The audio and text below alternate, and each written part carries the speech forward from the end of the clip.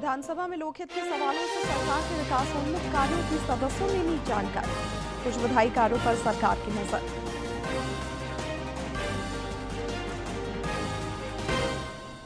LPG tanker लेकर एक और जहाज पहुंचा गुजरात। घरेलू एलपीजी उत्पादन भी 36% बढ़ा। पीएनजी गैस कनेक्शन लेने वालों को मिलेगी फीस में रियायत। कई जिलों में शहर की सरकार ने अब तक कामकाज संभाला। जुगसलाई नगर परिषद अध्यक्ष नौशीन खान ने ली शपथ। अर्चना दुबे उपाध्यक्ष निर्वाचित। और रामनवमी की आज दूसरी मंगलवारी शोभा यात्रा। विधि व्यवस्था पर प्रशासन का फोकस। हजारीबाग में शांति समिति की बैठक। देवघर में राजकीय बैद्यनाथ महोत्सव का दूसरा दिन।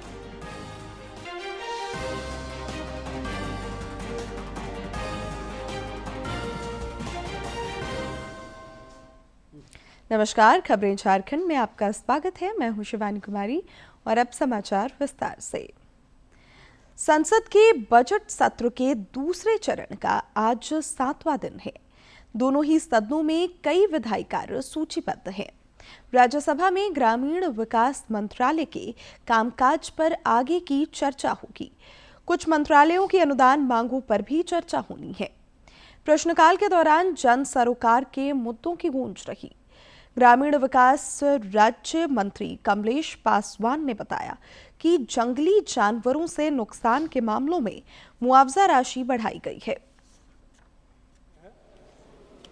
मेरे पास जो जानकारी है, देश में मानव वन्य जीवन संघर्ष का प्रबंधन तथा प्रभावित लोगों को मुआवजा प्रदान करने का मुख्य रूप से राज्य सरकारों और केंद्र सरकार शासित प्रदेशों की जिम्मेदारी है।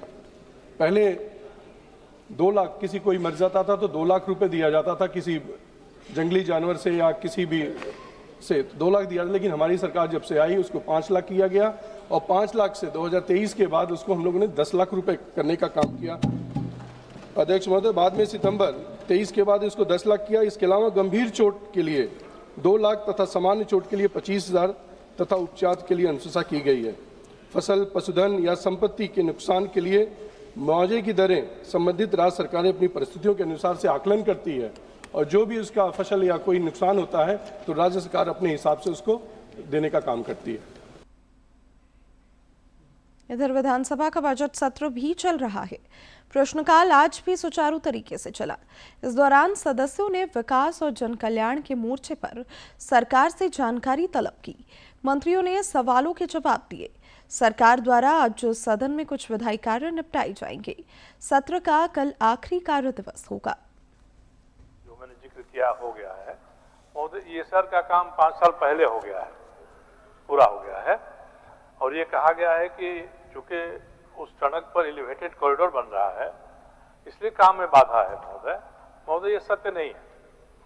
पहले भी मैंने सवाल किया था 2025 में, तो उस पर उत्तर आया है कि एनएचआई के CWRM पाइपलाइन बिछाने हेतु एनओसी विलंब से प्राप्त होने के कारण कार्य पूरा नहीं हो पाया। राज्य सरकार के अधीनस्थ मान्यवर वरिष्ठ सदस्य की चिंता है। राज्य सरकार के अधीनस्थ विभागों के बीच में समन्वय स्थापित न हो, यह राज्य सरकार की नैतिक जवाबदेही बनती है। लेकिन मसले जब राज्य और केंद्र सरकार के अधीन विभागों के बीच के समन्वय के आते हैं तो वैसी स्थिति में हमारे पास विहित प्रक्रियाओं के अनुपालन के साथ ही उनसे एनओसी प्राप्त करने का प्रावधान है। एनएचएआई ने अगर एनओसी विलंब से दिया तो उनके कारणों की समीक्षा तो विभाग जरूर करेगा और माननीय सदस्य अगर संतुष्ट नहीं है तो समीक्षा उपरांत जो भी वस्तु स्थिति निकल कर आएगी आपके माध्यम से माननीय सदस्य को अवगत करा देंगे। बजट सत्र को लेकर लोक भवन में कल रात्रि भोज का भी आयोजन हुआ। इस दौरान राज्यपाल संतोष कुमार गंगवार, मुख्यमंत्री हेमंत सोरेन, नेता प्रतिपक्ष बाबूलाल मरांडी, गठबंधन सरकार में शामिल मंत्री और विभिन्न दलों के विधायक मौजूद रहे।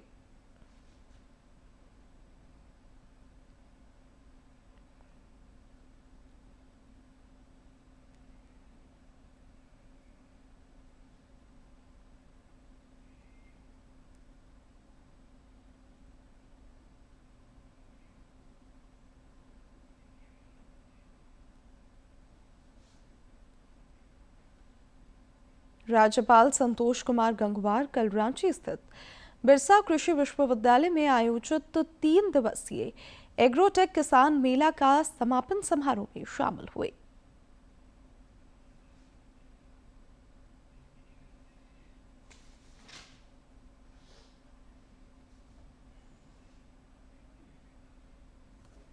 रांची के बिरसा कृषि विश्वविद्यालय में आयोजित 3 दिवसीय एग्रोटेक किसान मेले के समापन समारोह में राज्यपाल संतोष कुमार गंगवार ने शिरकत की।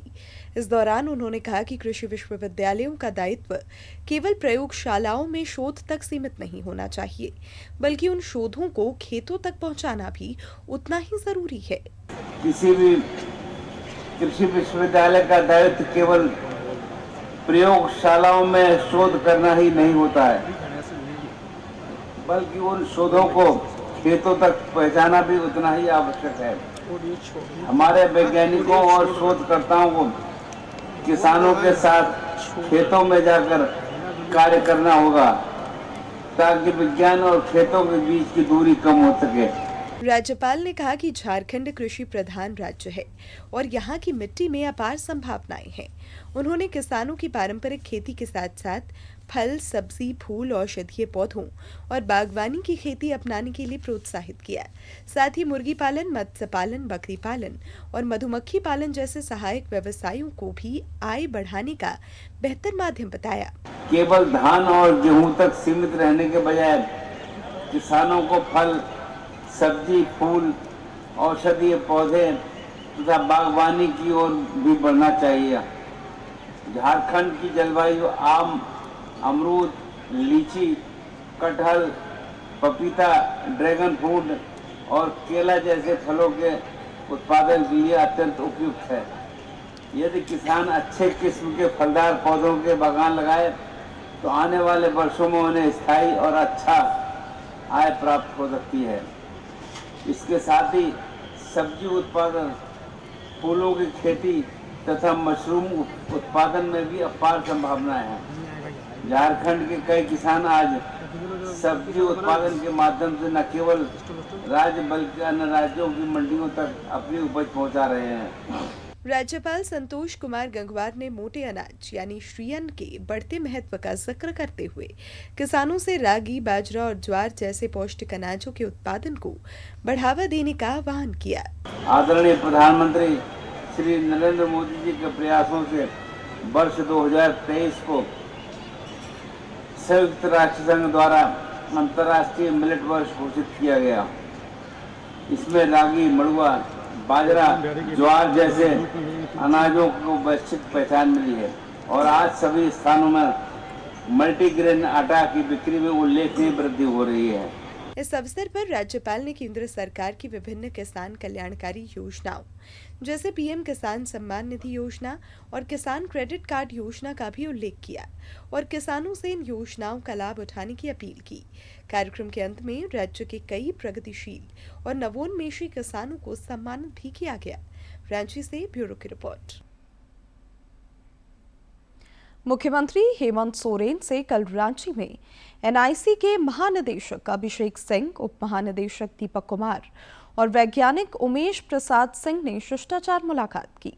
इस दौरान मुख्यमंत्री ने राष्ट्रीय विज्ञान केंद्र की कॉफी टेबल बुक का लोकार्पण किया। इस टेबल बुक में झारखंड में एनआईसी द्वारा संचालित विभिन्न ई गवर्नेंस पहलों और नवाचारों की चर्चा की गई है।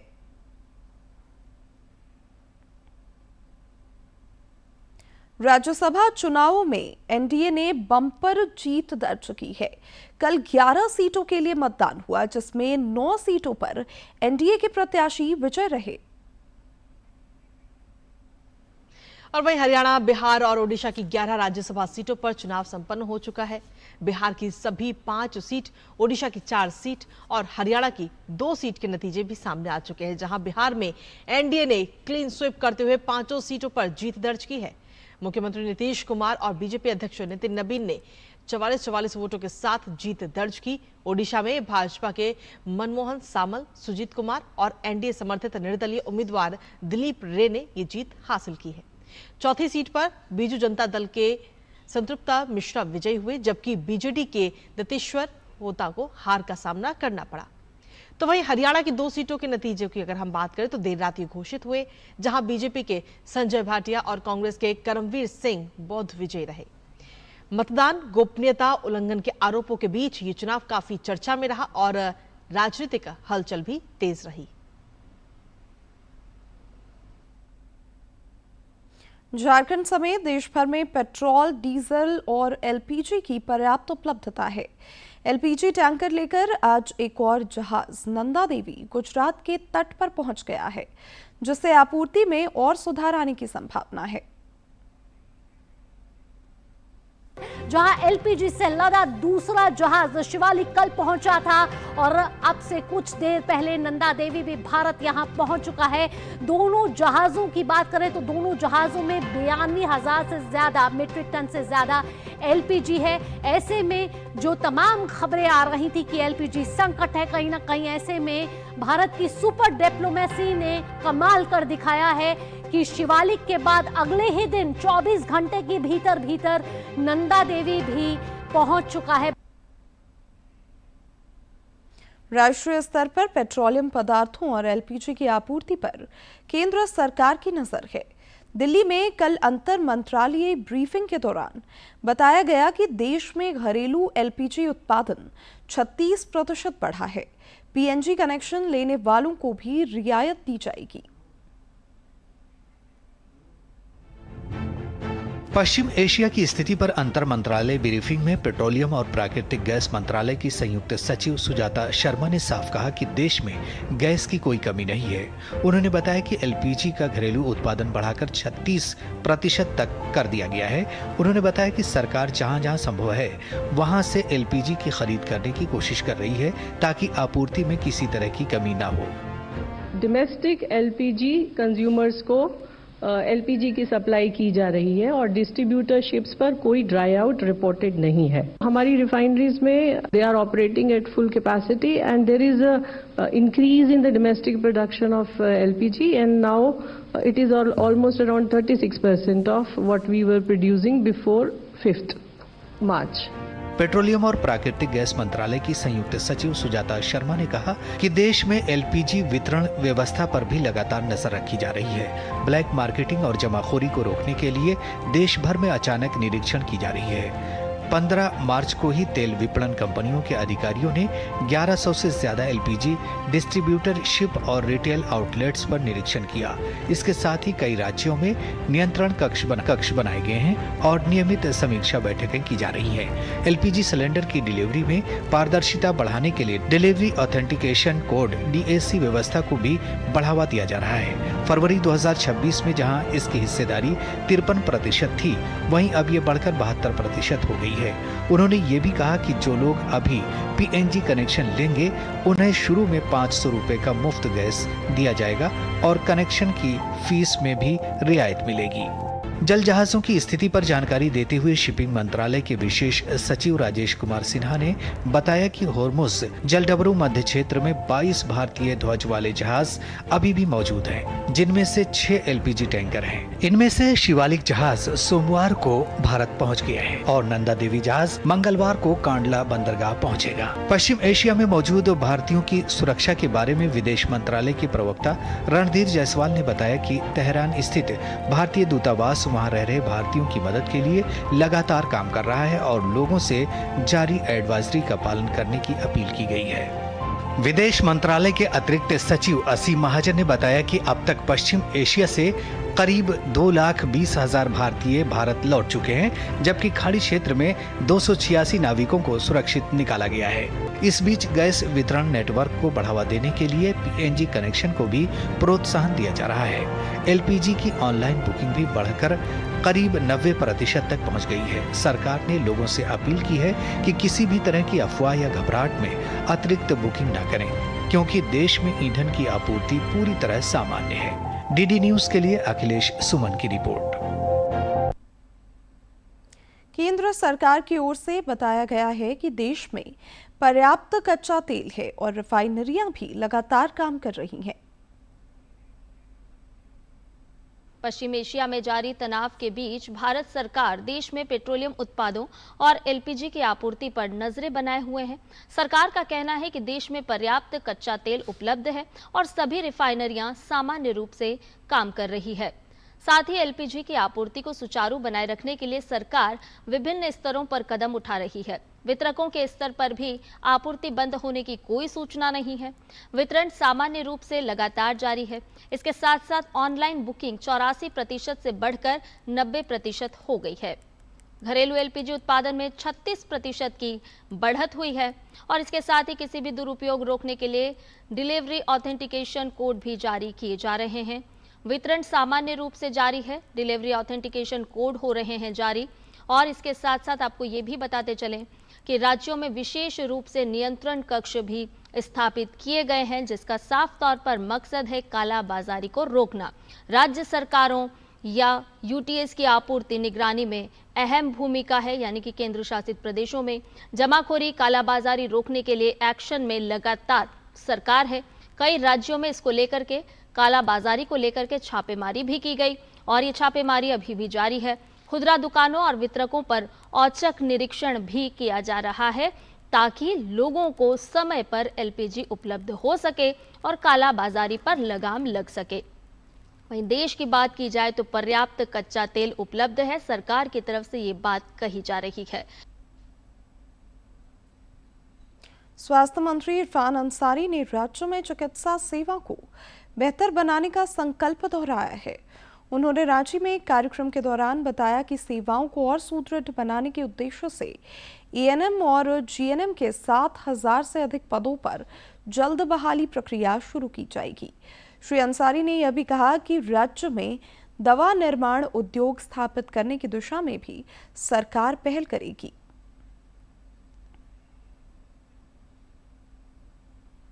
झारखंड हाईकोर्ट ने राज्य में क्लिनिकल स्टैब्लिशमेंट एक्ट को सख्ती से लागू करने का निर्देश दिया है। अदालत ने एक पीआईएल का निष्पादन करते हुए इस संबंध में आदेश दिया। साथ ही 4 महीने में अनुपालन रिपोर्ट तलब की। बिना रजिस्ट्रेशन चल रही क्लिनिकों को लेकर हाईकोर्ट ने सख्ती दिखाई और एक्ट के प्रभावी क्रियान्वयन को लेकर राज्य सरकार की कार्यप्रणाली पर नाराजगी जताई। राज्य के कई जिलों में शहर की सरकार ने कामकाज संभाल लिया है। कल कई जिलों में नवनिर्वाचितों ने शपथ ली। जमशेदपुर स्थित जुगसलाई नगर परिषद के अध्यक्ष नौशीन खान को भी शपथ दिलाई गई। जुगसलाई नगर परिषद उपाध्यक्ष के चुनाव में अर्चना दुबे विजयी रही। उन्होंने विकास कार्यों को तेज करने की प्रतिबद्धता जताई। निर्वाची पदाधिकारी राहुल आनंद ने बधाई और शुभकामनाएं दी। सुरेश शर्मा को 6 मत, अर्चना दुबे को 11 मत और मोहम्मद इरशाद हैदर को 3 और राहत हुसैन को 2 मत प्राप्त हुआ। इस हिसाब से उपाध्यक्ष पद के लिए अर्चना दुबे को निर्वाचित घोषित किया गया। विकास कैसे करेंगे? जो जरूरी मुद्दों पर काम करेंगे, जो सबसे ज्यादा जरूरत है उस पर लोग ध्यान देंगे। रांची और हजारीबाग समेत राज्य के विभिन्न जिलों में आज रामनवमी की दूसरी मंगलवारी की शोभा यात्रा निकलेगी। मंगला जुलूस के मद्देनजर सुरक्षा और सतर्कता बढ़ा दी गई है। हजारीबाग के ऐतिहासिक रामनवमी पर्व को शांति, उत्साह और उमंग के साथ संपन्न कराने को लेकर जिला प्रशासन की पहल पर कल शांति समिति की बैठक हुई। हजारीबाग में आयोजित शांति समिति की बैठक के दौरान अखाड़ा समिति के सदस्यों ने रामनवमी के दौरान आने वाली विभिन्न समस्याओं से जिला प्रशासन को अवगत कराया। सदस्यों ने सड़क मरम्मत समेत विभिन्न समस्याओं के समाधान की मांग की। उपायुक्त शशि प्रकाश सिंह ने सभी समस्याओं के निराकरण का आश्वासन दिया। अधिकारियों की छोटे छोटे ग्रुप्स में जितने भी अखाड़ा लेवल पे है वो बैठकें पूर्व में भी हुई है और आने वाले समय में और भी बैठकें होंगी ताकि जो समन्वय है वो बिल्कुल सीमलेस और स्मूथ हो। इस पे हमारी जो है तैयारी है। मैं सभी हजारीबाग वासियों को जो है वो आने वाली रामनवमी के लिए जो है वो बधाई देता हूं और उनसे अपेक्षा करता हूं कि वो शांतिपूर्ण तरीके से जो है इस पूरे त्योहार को जो है मनाएंगे और सेलिब्रेट करेंगे। पुलिस प्रशासन ने भी बैठक में रामनवमी के मद्देनजर सुरक्षा को लेकर तैयारियों की जानकारी दी। पुलिस अधीक्षक अंजनी अंचल ने बताया कि रामनवमी को लेकर पूरे जिले में अतिरिक्त सुरक्षा बल तैनात किए जाएंगे। शहर से लेकर ग्रामीण क्षेत्रों तक सुरक्षा के पुख्ता इंतजाम किए जा रहे हैं। जैसे पहले जो सेंटर में एक मंच बनता था, इसके अलावा एक ऑक्सिलरी मंच होता था झंडा चौक। इसके अतिरिक्त जितने भी एंट्री पॉइंट हैं हम लोगों ने चिन्हित किया है 6-7 जगह, उन सभी जगहों पे मंच बनाया जाएगा और कुछ सीनियर ऑफिसर की वहाँ पर तैनाती की जाएगी, सो दैट कि जो 100 से अधिक जुलूस जो हजारीबाग शहर में आते हैं रामनवमी के दिन, तो उन सभी पर हम लोग हर समय हर बिंदु पे नजर रख सकें। निगरानी के लिए मुख्य मंच पर सुरक्षा व्यवस्था चाक चौबंद होगी, जो कि जामा मस्जिद के पास बनना है। वहीं जुलूस के प्रवेश मार्गों पर भी मंच बनाए जाएंगे ताकि सभी अखाड़ों की गतिविधियों पर नजर रखी जा सके। अखाड़ा महासमिति के अध्यक्ष करण यादव ने भी प्रशासन को आपसी भाईचारे के साथ त्योहार मनाने का भरोसा दिलाया है। बहुत दूर दूर के लोग आते हैं, माताएं आती, बहनें आते हैं, पुलिस बल जहाँ शौचालय वहाँ महिला पुलिस बल का जरूरत पड़ता है। महिला पुलिस ने तो थोड़ा सा दिक्कत है, तो सबसे प्रशासन को ध्यान देना है, सब कमियां दूर करना है इस पर। बैठक में शांति समिति के सदस्य, विभिन्न अखाड़ा समितियों के सदस्य, जनप्रतिनिधि और प्रशासनिक पदाधिकारी मौजूद रहे। हजारीबाग से गौरव प्रकाश की रिपोर्ट।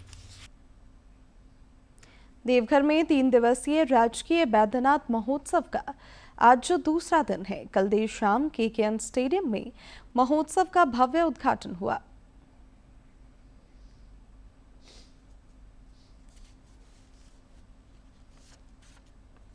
बाबा बैद्यनाथ की नगरी देवघर में 3 दिवसीय राजकीय बैद्यनाथ महोत्सव की शुरुआत हो गई है। इसमें उपायुक्त नमन प्रियेश लकड़ा शामिल हुए। उन्होंने बताया कि महोत्सव का उद्देश्य स्थानीय प्रतिभाओं को मंच प्रदान करना और देश की समृद्ध लोक कला और संस्कृति को बढ़ावा देना है। यहाँ स्थित बाबा बैद्यनाथ धाम, जो भारत के 12 ज्योतिर्लिंगों में एक है, सदियों से करोड़ों श्रद्धालुओं की आस्था का केंद्र रहा है। हर वर्ष महाशिवरात्रि और श्रावणी मेला के दौरान देश विदेश के लाखों भक्त यहाँ आकर भगवान शिव का जलाभिषेक करते हैं। राजकीय बैद्यनाथ महोत्सव का आयोजन केवल एक सांस्कृतिक कार्यक्रम ही नहीं, बल्कि देवघर और झारखंड की समृद्ध परंपरा, कला, संगीत, लोक संस्कृति एवं आध्यात्म को एक मंच पर प्रस्तुत करने का सुंदर प्रयास है। महोत्सव के पहले दिन बड़े स्तर पर कलाकारों ने छऊ नृत्य समेत कई रंगारंग प्रस्तुतियां दी। 3 दिवसीय इस महोत्सव में हर शाम सांस्कृतिक कार्यक्रमों की प्रस्तुति होगी। इसमें लोक नृत्य, संगीत, नाटक और भक्ति गीत शामिल है।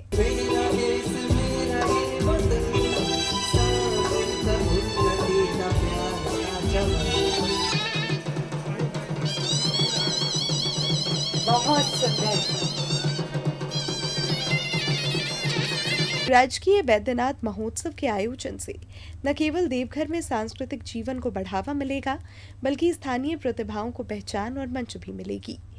आयोजन के दौरान प्रशासन ने सुरक्षा और सुव्यवस्था का विशेष ध्यान रखा है, ताकि दर्शक और कलाकार सुरक्षित माहौल में कार्यक्रम का आनंद ले सकें। देवघर से मनीष दुबे की रिपोर्ट। ईद का त्योहार नजदीक है और बाजारों में इसकी रौनक बढ़ने लगी है। रांची में दुकानदारों द्वारा ईद के मद्देनजर खास ऑफर भी दिए जा रहे हैं। माह रमजान अकीदत और इबादत का महीना होता है। यह महीना ढेरों नेमतें, बरकत और खुशियां लेकर आता है। करीब 1 महीने की कठोर इबादत के बाद जब ईद का त्योहार आता है तो लोगों की खुशियों का ठिकाना नहीं होता। बाजार की रौनक यह बता रही है कि ईद का त्योहार काफी नजदीक है।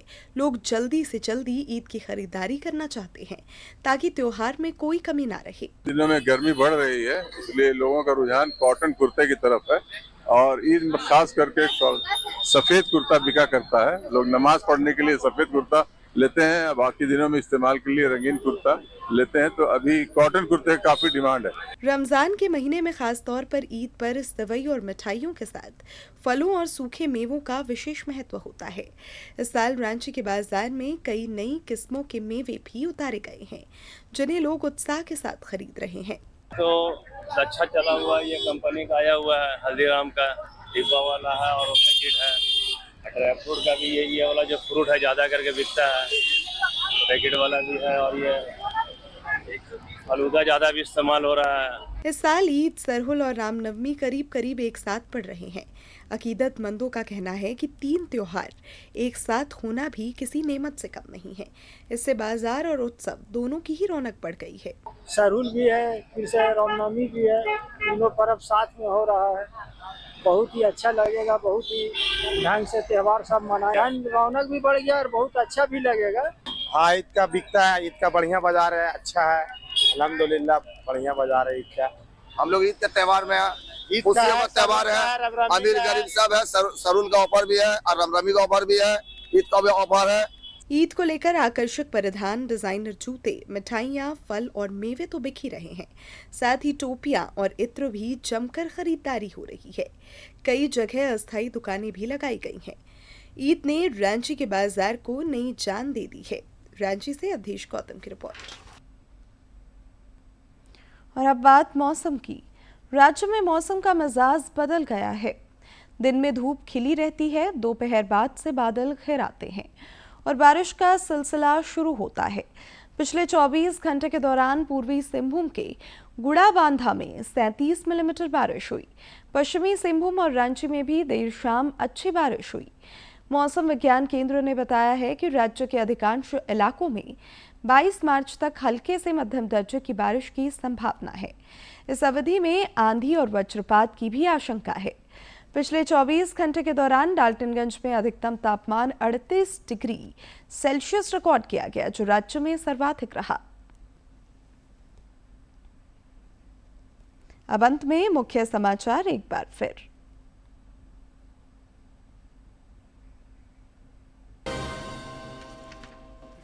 विधानसभा में लोकहित के सवालों से सरकार के विकासोन्मुख कार्यों की सदस्यों ने ली जानकारी। कुछ विधायी कार्यों पर सरकार की नजर। एलपीजी टैंकर लेकर एक और जहाज पहुंचा गुजरात। घरेलू एलपीजी उत्पादन भी 36% बढ़ा। पीएनजी गैस कनेक्शन लेने वालों को मिलेगी फीस में रियायत। कई जिलों में शहर की सरकार ने अब तक कामकाज संभाला। जोगिसलाई नगर परिषद अध्यक्ष नौशीन खान ने ली शपथ। अर्चना दुबे उपाध्यक्ष निर्वाचित।